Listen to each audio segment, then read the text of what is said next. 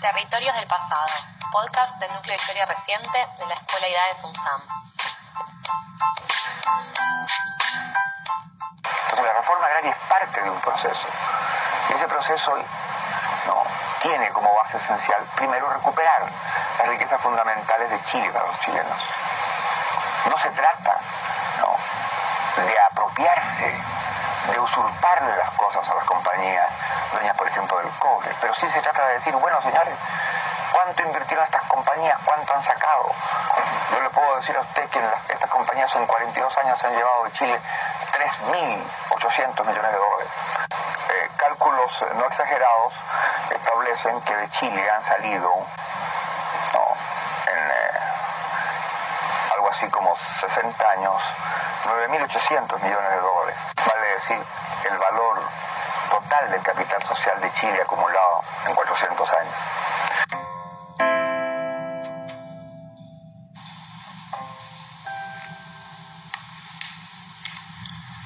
La Guerra Fría en el mundo afectó a los países de América Latina. Ello se expresó en el debate político entre izquierdas y derechas. Las primeras proponían mayor influencia del Estado en la economía para luchar contra la pobreza de vastos sectores sociales. Y las segundas insistían en conservar y ampliar las libertades económicas para mejorar las condiciones de vida de la sociedad. A través del siglo XX, en Chile fue desarrollándose una importante influencia y presencia del Estado en la economía nacional, en paralelo al desenvolvimiento de la empresarialidad privada. Después de la Gran Depresión Mundial de 1929 a 1932, diversos gobiernos impulsaron un papel más activo del Estado en la economía, incentivando el desarrollo energético e industrial con el fin de disminuir la dependencia chilena de la compra de productos manufacturados en el exterior. No obstante, hacia 1970, el cobre era el mineral más importante del país, explotado por empresas extranjeras. Allende basó su candidatura presidencial en los partidos de izquierda que dieron vida a la Unidad Popular. Propuso modificar la estructura política y económica del país, como escuchamos en el audio anterior.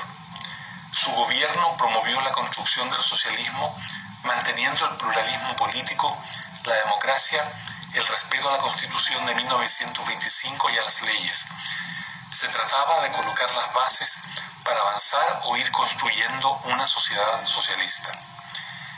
¿En qué consistió la vía chilena al socialismo? ¿Cuáles fueron las características del modelo económico propuesto por Allende? ¿Cuáles aspectos de la economía comenzaron a fallar en este proceso? Son algunas preguntas que intentamos responder con brevedad.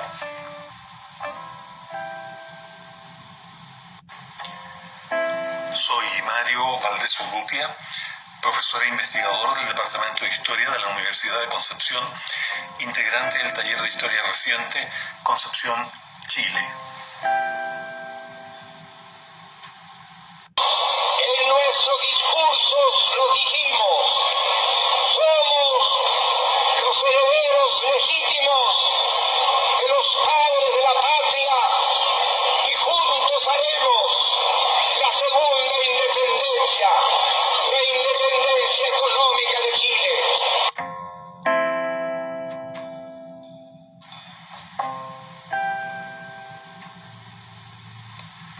Durante el gobierno de Allende se produjeron diferentes cambios económicos. Uno de los principales consistió en la nacionalización de algunos sectores productivos centrales para la economía chilena.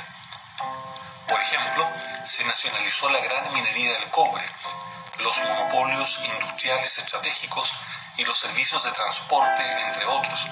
A todo este sector, donde además existían empresas petroleras o siderúrgicas manejadas por el Estado, se le llamó área de propiedad social. Allende propuso además una profundización de la reforma agraria para terminar con el latifundio.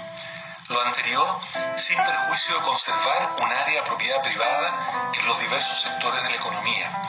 Los cambios impulsados se proponían terminar con la dependencia económica del capital internacional, especialmente del estadounidense. La conformación del área económica estatal dominante se produjo mediante reformas constitucionales y legales o por la compra directa de empresas privadas y o su expropiación. Esta senda no estuvo exenta de tensiones porque el gobierno no disponía de mayoría en el Congreso Nacional. No obstante, la nacionalización de la gran minería del cobre se concretó a mediados de 1971 con el apoyo unánime de todos los partidos políticos representados en el Congreso. Para erigir el área de propiedad social, el gobierno acudió a la legalidad. También se utilizaron resquicios legales para avanzar por las vías de hecho. Se aplicó una legislación expropiatoria originada en la breve República Socialista de Chile de junio de 1932, la cual nunca había sido derogada. En ella se facultaba a la autoridad estatal para intervenir en toda empresa que pusiera en riesgo el abastecimiento de la población, incluso si su productividad era deficiente. Esta normativa incentivó a los trabajadores más politizados a usar la huelga para paralizar la producción de las fábricas en las cuales laboraban y provocar la intervención de la empresa por agentes del Estado y eventualmente su expropiación. Este proceso implicó que los trabajadores se involucraran mucho más en la producción y en la política de las fábricas, respondiendo de algún modo al llamado de Allende, como podemos escuchar a continuación. El obrero que participa entiende que antes era una máquina más o menos que una máquina. Hoy es un ser humano que se da cuenta que esta empresa le pertenece a él porque le pertenece al pueblo de Chile y él forma parte del pueblo. En consecuencia, el programa de gobierno fue desbordado por acciones populares, muchas veces con apoyo de funcionarios públicos, integrantes de los partidos de la Unidad Popular y simpatizantes de izquierda, todos los cuales presionaban al Ejecutivo para acelerar la revolución. Todo esto dio pie para diversas tensiones expresadas en paros, bloqueos, ocupaciones de empresas, desalojos, enfrentamientos con la fuerza pública y pleitos en los tribunales de justicia entablados por quienes se sentían con su derecho vulnerado, cuestión que se transformó en una de las principales críticas al gobierno desde la oposición. La profundización de la reforma agraria también acarreó fuertes conflictos. Se aceleró la reforma y se limitó más la extensión de tierra que podía quedar en manos del privado, cuya tierra era expropiada.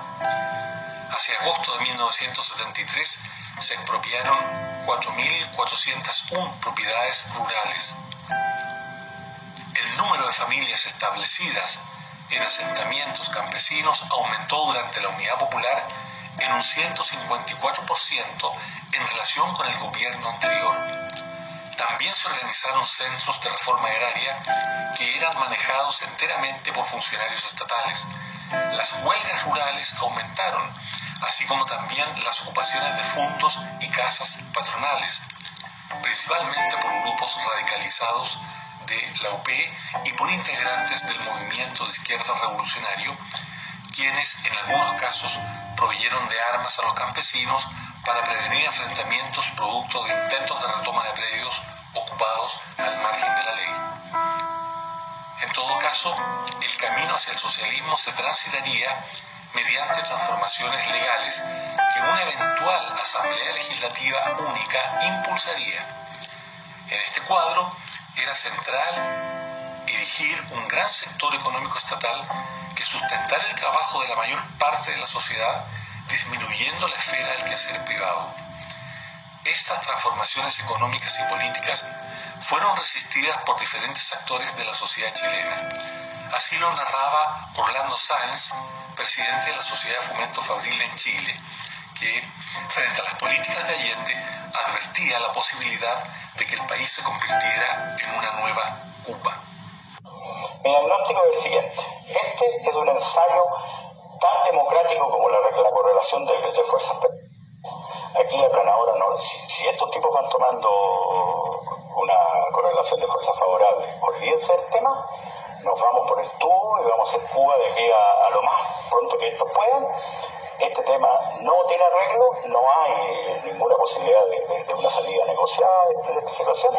Aquí, caballero, hay que elegir entre irse para casa o pelear. Y la pelea, si se va a dar, va a ser pelea dura y con objetivos muy precisos.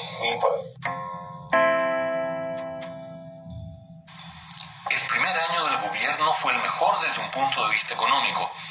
El Producto Interno Bruto, los salarios, el comercio y la producción agropecuaria creció, mientras que otros indicadores como la inflación y la cesantía fueron bajando. Gran parte de los recursos minerales y cerca del 80% de los bancos fueron estatizados, sin contar parte importante de las empresas manufactureras y más del 30% de la tierra agrícola. Signos negativos en la economía surgieron en el segundo año de gobierno, cuando comenzó a caer el precio del cobre y disminuyeron los créditos externos. Las reservas fiscales comenzaron a agotarse debido al aumento del gasto público. Se debió recurrir a importación de más alimentos, con lo que se gastaron las divisas disponibles. También hubo indisciplina laboral junto a la efervescencia política proveniente de distintas propuestas para avanzar en la revolución y, por otra parte, a la existencia de conspiraciones internas e intervenciones externas en favor y en contra del gobierno. La inflación comenzó a ascender y pasó de 28% en los primeros 6 meses de 1972 a más de un 100% en septiembre del mismo año, culminando en un 353% promedio en 1973. El gobierno buscó controlar la inflación fijando los precios de bienes y servicios. Existiendo más dinero en poder de la población para comprar, sobrevino escasez de bienes esenciales, originando largas filas de compradores en tiendas y mercados. Junto al desabastecimiento de diversas mercancías surgió el mercado negro. Hubo también acaparamiento de mercancías por parte de tiendas y consumidores por temor a la prolongación de la escasez. Sin embargo, estas dificultades fueron usadas como un arma política por la oposición para enrostrar al gobierno sus limitaciones para gobernar y mantener el orden en una convivencia política donde las acciones de hecho comenzaron a tener más visibilidad que las acciones dentro del derecho. Desde luego, la pugna política existente entre el gobierno, que pretendía avanzar hacia el socialismo, y la oposición democristiana y de derecha, que rechazaba el proyecto de izquierda y deseaba conservar la democracia dentro de la Constitución vigente, finalizó en una crisis de convivencia política donde se cuestionaba la legitimidad de ejercicio del gobierno, todo lo cual terminó con el golpe de Estado del 11 de septiembre de 1973. Así, como podemos escuchar en el bando número 1 de la Junta Militar chilena, se anunciaba el fin del supuesto yugo marxista y la refundación de Chile. Las Fuerzas Armadas y Carabineros de Chile declaran, primero, que el señor presidente de la República debe proceder a la inmediata entrega de su alto cargo a las Fuerzas Armadas y Carabineros de Chile. Segundo, que las Fuerzas Armadas y el Cuerpo de Carabineros de Chile están unidos para iniciar la histórica y responsable misión de luchar por la liberación de la patria del yugo marxista y la restauración del orden y de la institucionalidad. La dictadura militar chilena impactó directamente sobre las transformaciones económicas que había promovido el gobierno de Allende.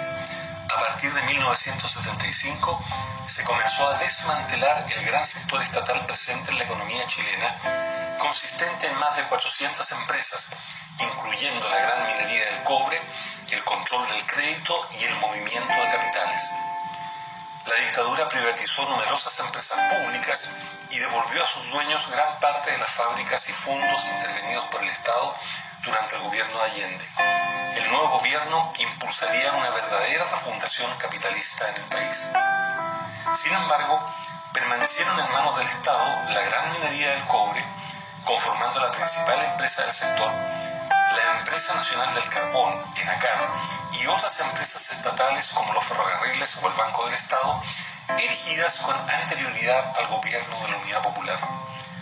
También se mantuvo bajo el poder del Estado la torre del actual Centro Cultural Metropolitano Gabriela Mistral, edificio construido en 275 días en 1972 para albergar la UNCTAD III, tercera conferencia de las Naciones Unidas para el Comercio y Desarrollo, todo un símbolo del gobierno de Allende.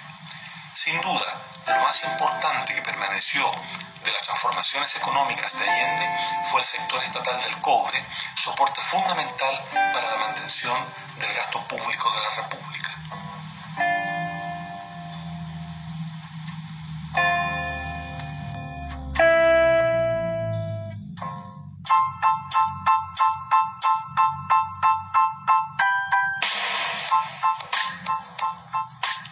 Esto fue Territorios del Pasado.